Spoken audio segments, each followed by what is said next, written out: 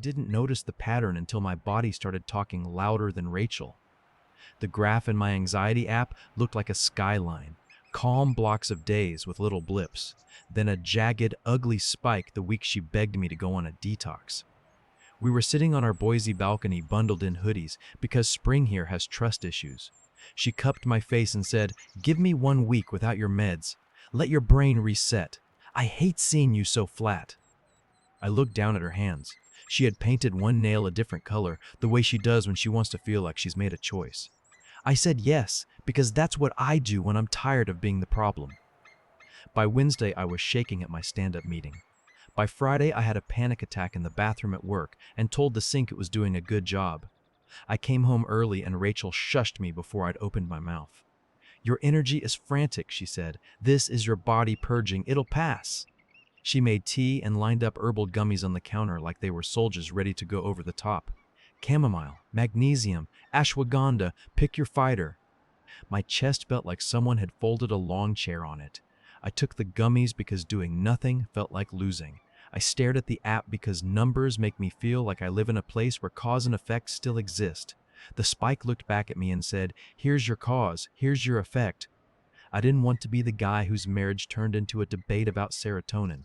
I didn't want to be a guy whose voice shook when he said the name of his medication in a pharmacy. But my hands were already shaking. When you have anxiety, you get good at bargaining. Maybe this is the weather. Maybe it's coffee. Maybe it's because my code review got shredded. Maybe it's because I ate pizza and my stomach is a poet. Maybe the detox is working and feeling bad is how you feel when you heal. The maybes are a roulette wheel, and Rachel had gotten good at spinning it for me. On Sunday night, I lay on my back and counted breaths and listened to her whisper to me about dopamine fasting and resetting receptors like she'd spent the week in medical school. She's an office administrator for a physical therapy practice.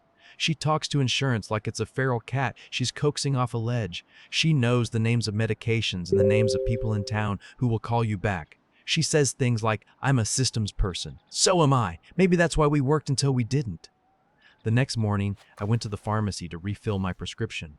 The pharmacist looked at her screen, then at me, then at the little bottle I set on the counter like a peace offering. "You're not due," she said. "What?" I said. The word broke like dry bread. "You picked up 30 days on the 9th. She turned her monitor so I could see the refill history. "Insurance won't approve another until next week." "I didn't pick up on the 9th, I said. "I picked up, 3 weeks ago." "Nope," she said.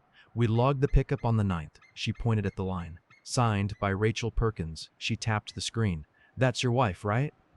It felt like someone had opened the door of a plane. "Yeah," I said slowly. "That's my wife." "Do you need some today?" she said, softer now. "We can do a few until the refill is eligible. Doctor can authorize an exception if it's urgent."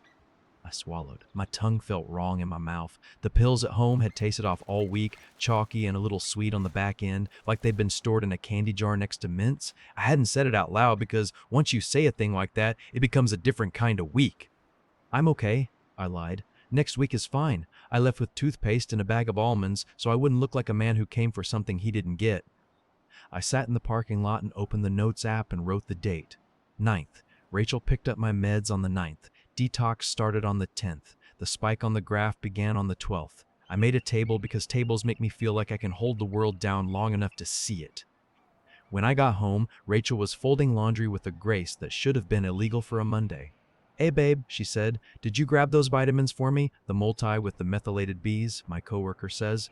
"Did you pick up my prescription on the 9th? I asked. She kept folding. She likes making t-shirts into little rectangles that would pass inspection at a sock drawer parade. "Yeah," she said lightly. "I was near the store. I do things for us when I'm near the store." "Why didn't you tell me?" "I'm telling you now." She smiled the way you smile when you're auditioning for a toothpaste commercial. "I'm on your team, E." "Why does the bottle taste different this week?" I said. "Different brand," she said. "You know they substitute generics sometimes." "They don't substitute generics of generics," I said. My voice sounded too calm to belong to my body. "And they don't have a candy finish." She dropped a towel in the basket. "You're spiraling. You turn every question into a court case. That's not healthy." "You wanted me to stop my medication," I said. "So I did. And then my medication tasted wrong when I started again." She looked at me for a long time like I was a line of code she couldn't debug. Then she walked to the kitchen, pulled down the ceramic jar where we keep tea, and brought me my orange bottle. She rattled it and held it up. "Want to count them?" she said. "Want to weigh them? Want to put them under a microscope? We don't own a microscope, but I'll order one if it helps." I took the bottle. There was a blue sticker on the lid that said "Taken 9" in her handwriting. She labels everything like she can out-organize chaos. The pills smelled faintly of peppermint. "I want you to stop telling me that my body is a story," I said. "It's not. It's a place I live." Her face did something I didn't recognize. Not guilt, not fear. "Annoyance? I'm just trying to get us back," she said. "You haven't laughed in months. I'm tired of living with a spreadsheet." "I like spreadsheets," I said. "They hold the truth in boxes." "You like them more than me," she said. "You like control." "I like breathing," I said. She turned away, shoulders stiff. "You made me the villain," she said to the sink. "I learned about methylation for you." I stood very still and listened to the part of my brain that still sounded like me. It said, "You're not crazy for noticing what you notice." It said, "Don't let your facts be snowed under feelings." I opened my laptop at the table and lined up tabs like little soldiers. Pharmacy portal, anxiety tracker export to CSV, calendar, messages. I built a timeline. 9th, Rachel pickup. 10th, detox begins. 12th, first panic attack at work. 13th, this is purging. 14th, body reset. 16th, pharmacy says next refill blocked. 17th, we can do this without chemicals. 18th, we can do this without chemicals. 18th, me on the floor breathing into a towel. The line graph looked even worse when exported. In the app, the color palette made pain look like a sunrise. In the spreadsheet, it just looked like numbers smacked me in the teeth. I didn't sleep. I took a half day and walked into HR because I needed a grown-up in a room with papers. They sent me down the hall to EAP, the Employee Assistance Program, where a woman named Karen wore sneakers with her suit and smiled like a person who had seen several varieties of fire and still believed in water. "I want to document something," I said, "and I don't want to be dramatic about it." "Those two goals often travel together," she said, "and they sometimes break up. Tell me." I told her about the detox, the graph, the refill, the taste. I didn't tell her that part of me still wanted to be wrong because being wrong would be so much kinder. She nodded and wrote as I talked. "This is about safety," she said when I finished. "Medication adherence is a safety issue. Manipulation around your medical care is a safety issue." I'm going to say a phrase that sounds harsh because harsh words sometimes save time. Medical sabotage. My mouth went dry. Something in me sat down. "You're not making an accusation," she said calmly. "You're making a record. Those are different. Your job is to care for yourself first. Do you have a doctor separate from the prescriber who first put you on the meds?" "Yes," I said. "My primary. And a psychiatrist I saw last summer?" "Good. We're going to schedule both. We're going to request an immediate check-in and have the doctor note in your chart that you report refill irregularities and a change in taste. We're going to ask the pharmacy to flag your prescription for patient pickup only." "Is that a thing?" I said, desperate enough to believe in magic. "It's a thing," she said. "You can add notes, set codes, restore your own control. We can also discuss a safety plan." "I'm not in danger," I said reflexively. "Safety is bigger than not getting punched," she said. "Safety includes sleep, access to care, finances, a way to leave the house without being begged back." I stared at the pen in her hand. It was blue and made the kind of scratchy sound I've always loved because it means something is becoming real. "Okay," I said, "let's do the plan." She typed and printed and had me sign. She said, "People often minimize this kind of manipulation because there's no headline. But gaslighting your body is still gaslighting. I want you to hear that from me in a room with fluorescent lights." I laughed at the light joke and then cried because the relief of having someone say words that made my map line up with the ground was like stepping off a boat onto concrete. When I got back to my desk, my coworker Eli leaned over the divider. "He's the guy who wears socks with tacos on them and makes puns that make HR sigh but never call him in. You look like a man who saw the sun for the first time," he said. "I talked to EAP," I said. "I think I'm not crazy." "We've been new," he said. Then he squinted at me. "Hey, weird question. Does Rachel know a guy named Kyle? Works retail, drives a little green Kia, thinks turn signals are a personal brand?" "I don't know," I said slowly. "Why?" "Yesterday, I saw her outside Thrive Market. She asked me for a ride to the pharmacy because her friend bailed, but I was on a call, so I said no. Then she hopped into this dude's Kia and was like, "We got to get those vitamins before they close." She made a joke about how the pharmacy should have a drive-through for marriages. My skin did a prickly wave. "Which pharmacy?" "Rite Aid on State," he said, "but like, could have been somewhere else." My brain was half in a code panic. "Why?" "Nothing," I said. "Thanks." "Don't go full detective," he said. "But also, like, do the math you need to do, you know?" I went home with that sentence in my pocket. Do the math you need to do? I pulled the orange bottle from the cabinet and rolled a pill between my fingers like a tiny decision. Then I did something I hate, the kind of thing that makes me feel like I'm sneaking in my own life. I hid a pill in a baggie and put it in my backpack to take to my doctor. I don't know what I expected them to do. Taste test? CSI? Pharmacy? I just wanted an adult in a white coat to tell me if I was crazy. Rachel came home as I was zipping the backpack. She said, "Too bright. How was your day? Did you try the yoga playlist? I read that certain frequencies." "I went to EAP," I said. Her smile melted like ice in hot water. "Why?" "Because my brain is a place I live," I said, "and I needed a map." She laughed once, a bark. "Did you tell them your wife wants you to stop poisoning yourself?" "I told them my wife picked up my medication without telling me," I said, "and that my medication tastes like mints and fear." She set her purse down hard enough that the strap rolled. "I am trying to help us. I am trying to help you. I'm not the enemy. You make me the enemy because it's easier than admitting you're addicted." "I'm not addicted," I said. "My brain is sick, like a knee is sick when you tear a ligament. There are scans for that and for this. There are numbers. I have the numbers." "I have eyes," she said, voice twisting. "You used to touch me. You used to laugh. Now you count things. You count points in the sky. You count the times I say, You count my patience." I took a breath that stung. "I count because the ground keeps moving," I said. "You keep moving it." She looked at me with a new calculation, one that made my stomach cold. "If you go to HR and tell them I'm messing with your meds, do you know what that looks like?" she said, soft and dangerous. "Do you know what they will think? That you're unstable, that you can't handle your job, that you need to be watched." I felt the shape of the threat settle on the table between us. I looked at it. I looked at her. The app in my pocket buzzed like a nervous animal. I put my palms flat on the table. "I'm not going to fight with you," I said. "I'm going to take care of me." "You can't move out," she said immediately, as if the thought had been waiting by the door. "We can't afford two places." "I can," I said. My voice surprised me. "We can sell the second car. I can take the studio above the coffee shop on 9th that smells like cinnamon all the time. I can ask Eli about subletting his cousin's place. I can do 100 things before I do one more week of this." "You're being dramatic," she said. "I am being alive," I said. That night I slept at Eli's on a couch that knew the weight of 3 band members and a Great Dane. In the morning I went to my doctor with my baggie and my graph and my shaking voice. She looked at the pill and then at me. "I can't tell you if someone swapped these," she said.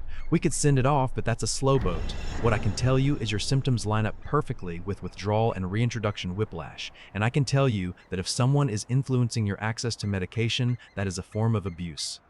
The word hit me and made a sound like glass. "I don't want to make her a monster," I said. "You don't have to make her anything," she said. "You just have to make you safe." She typed and then turned her screen so I could see my chart. She added a note in blunt sentences. She flagged the pharmacy for patient pickup only. She gave me a 2-week script with a lock icon next to it. "You're on your own key now," she said. I picked up the new bottle myself and carried it like an egg. The label had my name in black. The taste was bitter, familiar, not peppermint. My body said, "Thank you." The graph on the app didn't do miracles overnight. Spikes like that don't fold back into calm with one dose. But the line stopped climbing.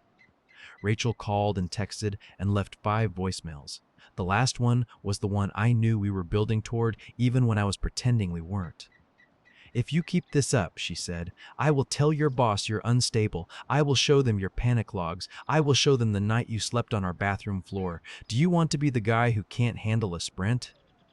I sat in the parking lot of the coffee shop and let the Idaho sun make my dashboard feel like an oven. I thought about Rachel's eyes on the balcony. I thought about her hand on my face. I thought about the moment she moved from help to threat and how the floor of my life had tilted and I was just trying to put my feet on something that held. I called EAP back and played the voicemail to Karen over speaker. "Thank you for recording this," she said. "Save it. Email it to yourself. Save it twice. Here's what we're going to do." We wrote an email to HR. It was boring in the way that saves lives. It said I was working with EAP, that I had documented medication refill irregularities, that I had flagged my pharmacy for patient pickup only, that someone had threatened to contact my employer about my mental health. It asked for my panic logs to remain private, which is a thing I hadn't known I could ask. It copied my manager, a person who wears vests and kindness like armor. My manager replied in 10 minutes. He wrote, "Your health is private. We support you. Come to me if anyone tries to move that line." That night I met Rachel at our apartment because I believed in rituals even when the relationship they used to wrap had burned down. I had a notebook. It had dates and facts. It had an EAP contact page clipped to the back like a shield. She sat on the edge of the couch and looked at me like a problem she could still solve. "Don't do this," she said. "Don't turn us into paperwork." "We already are paperwork," I said. "I just didn't sign my copy." "This is your anxiety talking," she said. "This is the part of you that thinks if you make a list, you will be loved." "I am loved by people who don't need me to stop being me," I said, "and I'm done letting love twist the knob on my serotonin." She flinched like she'd been pinched. "You're cruel." "I'm clear," I said. "The difference is the point." She cried then, real tears, and the part of me that will always be tender reached for her, but I put that hand down. Compassion is not consent. And I had consented to the wrong things for too long. We talked in circles for an hour. She tried to make it about money. She tried to make it about my mother. She tried to make it about a coworker she thought was flirting with me. She threw every maybe she had at the wall to see if one would stick. I walked to the door with my backpack and my new bottle and my safety plan printed and folded like a pocket map. I turned and said one more thing because I wanted the last sentence in our apartment to be mine. "Facts are stronger than guilt," I said. "I'm leaving." I slept on Eli's couch again and then at the studio over the coffee shop, which did indeed smell like cinnamon, like a fairy godmother had paid rent. I watched the line in the app flatten into something that looked like a place a person could live. I met with my psychiatrist and told him about the swaps and the threats and the way my hands had started to feel like they belonged to me again. He adjusted my dose with slow hands. He said words like homeostasis and then said them in normal person English, because good doctors are translators and mechanics both. We agreed that my brain needed to trust me. We agreed that my calendar needed more white space and fewer excuses. Rachel texted me a picture of a bottle with the label torn off. She wrote, "I was only trying to help." She wrote, "Please don't make me the bad guy." She wrote, "I'm scared." I looked at the messages and felt a knot and a pity and then a flat decision. "I wish you the help you need," I wrote. "I'm not your help anymore." She wrote, "So this is it." "This is me," I wrote, "choosing me." I set up autopay on my own accounts. I switched my pharmacy. I told my dad the truth on a walk by the river where geese pecked at the grass with professional focus. He said, "I don't know anything about serotonin." And then, slower, "I know when someone is pulling the plug on your boat." Then he hugged me in a dad way that made me feel 8 and 30 at once. Work didn't fall apart. I thought it might, because my brain is a novelist who writes only worst-case scenes, but it didn't. My manager gave me a project that wasn't huge, but wasn't insulting either. Eli put a plant on my new desk that looked like it could survive a nuclear winter. Karen from EAP checked in twice and then moved me onto a monthly cadence that felt less like triage and more like someone writing down my wins. The line on the app wasn't a miracle. I had bad days. I had a day where a printer jam made me want to take apart the universe with my teeth. But the line stopped looking like a scream. My body felt like a room I could tolerate again. I remembered what coffee tastes like when you drink it because you want it, not because you need a ritual to make you okay with standing up. I remembered songs that had been mine before my life turned into a flavor test. Rachel sent me a final message 2 months later. "I got a therapist," she wrote. "She says I try to win at love by controlling the environment. I'm sorry. I wish I hadn't used your brain as a lever." "Thank you for saying that," I wrote. "I hope therapy gives you what you need." She wrote, "Do you hate me?" I looked out the studio window at downtown Boise doing its polite best to be a city and wrote, "No, I'm relieved we stopped hurting each other." I think people imagine a break as a bang. Mine was a soft click, the sound of a door closing, and a lock that matched the key in my pocket. The sound of someone counting breaths and realizing he's not counting to survive, he's counting because he likes the way the numbers line up. The sound of a pill bottle with his name on it, tasting like medicine, not mints. I keep the graph printout in a folder. I don't look at it to punish myself. I look at it to remember that I'm allowed to trust my own data. Love is allowed to be big and generous. It is not allowed to turn my diagnosis into a toy. It is not allowed to tell me to spit my life out and call it purification. One night, I sat on the studio floor with a pizza and 2 cans of La Croix because hydration is cheaper than wisdom. I wrote a sentence on a sticky note and put it on my mirror. It said, "Love doesn't get to twist the knob on my serotonin." Then I put another note next to it that said, "Document to protect the part of you that forgets." When the first snow fell on the foothills, I walked to the ridge above Hull's Gulch and watched the city glow and felt something quiet and almost holy move through my chest. It wasn't joy exactly. It was the feeling you get when you decide the truth is heavy, but you can carry it. It was the feeling of a map in your pocket and a path you picked. 2 questions for you. Where is the line between care and control in your life? And who gets to hold the key to your health? If you had to choose between being loved and being safe, what proof would you need to make the right call? If this story spoke to you, drop a comment and subscribe for more.